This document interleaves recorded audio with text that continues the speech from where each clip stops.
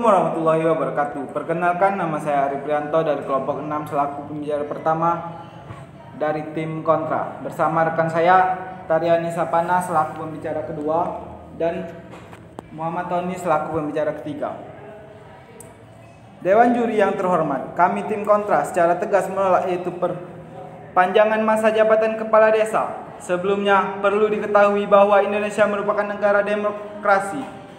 Perlu rekan-rekan perhati hukum sekalian ketahui bahwa negara demokrasi adalah sistem pemerintahan di mana seluruh rakyatnya turut serta memerintah dengan peraturan wakilnya. Demokrasi juga diartikan sebagai gagasan atau pandangan hidup yang mengutamakan persamaan hak dan kewajiban serta perlakuan yang sama bagi semua warga negara. Masa jabatan yang lama di dalam sistem demokrasi bisa membuat kepala desa mabuk kekuasaan. Kekuasaan bisa memabukkan dan membuat pemegang kekuasaan bisa bertindak di luar akal sehat, seperti mempraktikkan model otoriter.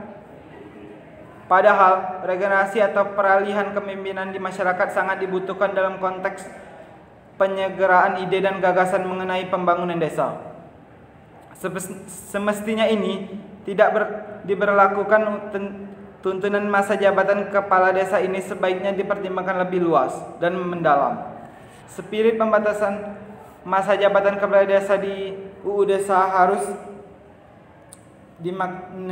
dimaknai sebagai spirit melaksanakan dan mewujudkan penyelenggaraan demokrasi dan pembatasan kekuasaan yang juga merupakan spirit UUD 1945. Jelas secara filosofi dan teoretis pembatasan kekuasaan berdasarkan UUD 1945 selain agar terjadi pergantian kepemimpinan juga memiliki tujuan agar Indonesia terhindar dari sistem otoritarisme atau yang bercirikan penekanan kekuasaan hanya pada negara atau pribadi tertentu tanpa melihat derajat kebebasan individu.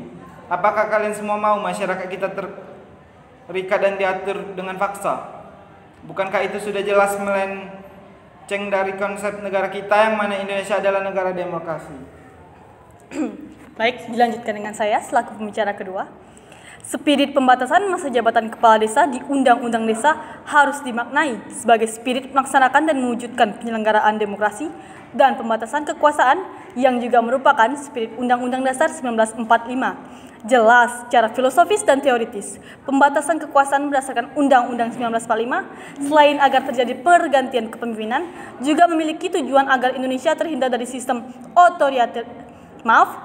otoritarianisme atau lebih mudahnya rekan-rekan sekalian perlu ketahui yakni bentuk pemerintahan yang bercirikan penekanan kekuasaan hanya pada negara atau pribadi tertentu tanpa melihat derajat kebebasan individu.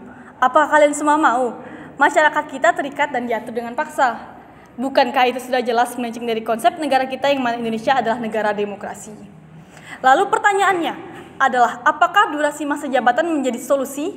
Jika berkaca pada pengalaman penyelenggaraan pemerintahan, justru masa jabatan yang panjang dapat menimbulkan praktik pembangunan menjadi lebih sulit karena masa jabatan yang panjang cenderung menimbulkan otoritarianisme, praktik koruptif dan nepotisme.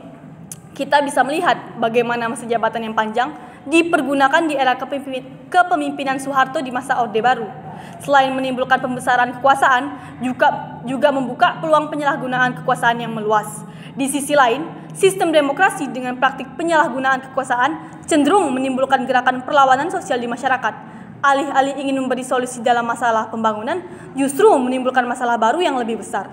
Di negara lain, praktik pemberian masa jabatan yang sangat lama hanya dilakukan di negara-negara dengan sistem monarki konstitusional. Misalnya, Kamboja yang pernah mengusulkan agar Perdana Menteri Hun Sen diberi kuasa lebih dari 30 tahun atau Cina yang menghapus batas waktu masa jabatan presiden. Sedangkan Indonesia saat ini menganut sistem pemerintahan presidensial di mana adanya pemisahan kekuasaan yaitu eksekutif, legislatif, dan yudikatif yang berdasarkan prinsip checks and balance. Ketentuan ini tertuang dalam konstitusi, namun tetap diperlukan langkah penyempurnaan, terutama pengaturan atas pembatasan kekuasaan dan wewenang yang jelas antara ketiga lembaga tersebut. Prinsip checks and balance merupakan prinsip ketatanegaraan yang menghendaki agar kekuasaan legislatif, eksekutif, dan yudikatif sama-sama sederajat dan saling mengontrol satu sama lain. Kekuasaan negara dapat diatur, dibatasi, bahkan dikontrol dengan sebaik-baiknya, sehingga penyalahgunaan kekuasaan oleh aparat penyelenggara negara ataupun pribadi-pribadi yang sedang menduduki jabatan dan dalam lembaga-lembaga negara dapat dicegah dan ditanggulangi. Mekanisme checks and balance dalam suatu demokrasi merupakan hal yang wajar, bahkan sangat diperlukan. Hal itu untuk menghindari penyalahgunaan kekuasaan oleh seseorang ataupun sebuah institusi, atau juga untuk menghindari terpusatnya kekuasaan pada seseorang ataupun sebuah institusi. Karena dengan mekanisme seperti ini, antara institusi yang satu dengan yang lain akan saling mengontrol atau mengawasi, bahkan bisa saling mengisi. Sekian dari saya, terima kasih. Baik, saya pembicaraan ketiga. Sistem Ketenagaran Indonesia setelah perubahan Undang-Undang Dasar 1945 menganut prinsip checks and balance. Prinsip ini dinyatakan secara tegas oleh MPR sebagai salah satu tujuan perubahan Undang-Undang Dasar 1945, yaitu menyempurnakan aturan dasar penyelenggaraan negara secara demokrasi dan modern melalui pembagian kekuasaan, sistem saling mengawasi dan saling mengimbangi checks and balance yang lebih ketat dan transparan. Suatu pendapat pernyataan bahwa salah satu tujuan perubahan Undang-Undang Dasar NKRI tahun 1945 adalah untuk menyempurnakan aturan dasar penyelenggaraan negara secara demokrasi dan modern, antara lain melalui pembagian kekuasaan yang lebih tegas, sistem saling mengawasi dan saling mengimbangi check and balance yang lebih ketat dan transparan, dan pembentukan lembaga-lembaga negara yang baru untuk mengakomodasi perkembangan kebutuhan bangsa dan tantangan zaman.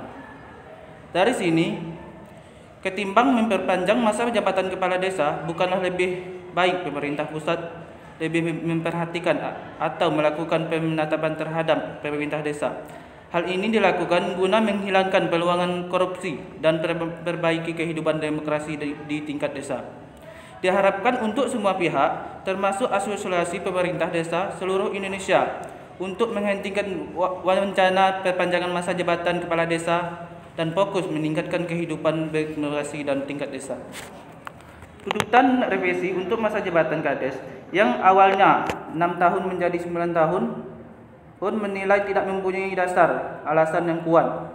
Menurut kami, selaku tim kontra pada mosi debat kita kali ini, dalih merendam elegasi pemilihan kepala desa Pilkades menjelang pemilihan umum pemilu 2024 sebagai alasan wacana perpanjangan masa jabatan tidak mendasarkan, sangat dipaksakan, bahkan cenderung transaksional. Jika memang terjadi dinamika dalam Pilkades, tetap saja sulit menemukan hubungan depan rentang masa jabatan selama 6 tahun seperti yang diatur dalam undang-undang saat ini.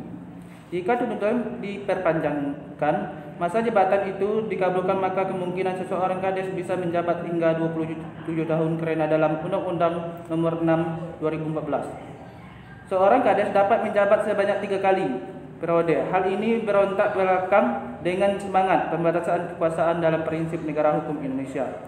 Kami ingatkan lagi bahwa perpanjangan masa jabatan kepala desa ini selain berpeluang atas sistem pemerintah yang otoriter, juga membuka peluang untuk korupsi kepala desa jadi lebih besar.